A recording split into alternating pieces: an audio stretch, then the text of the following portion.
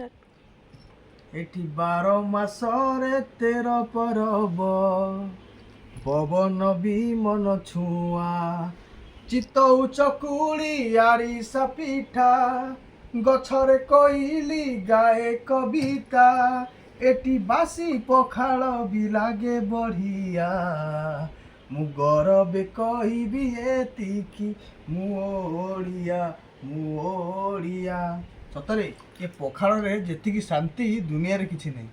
ଆଜି ପେଟ ଗରମରୁ ରାତିରେ ଖାଇଦେଇ ନିଦ୍ରା ଭୋଜନ ଭଲ ହେଲା ଆରାମରେ ଶୁଆ। ଏରେ କ'ଣ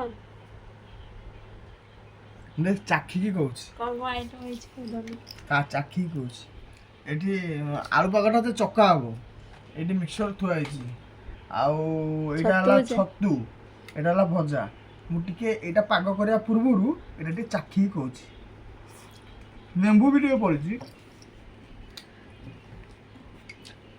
ଫାର୍ଷ୍ଟ କ୍ଲାସ୍ ପୁରା 1 ନମ୍ବର। ନକା ଦେଇଥିବ ପାଠ ପଢ଼ା ହବ।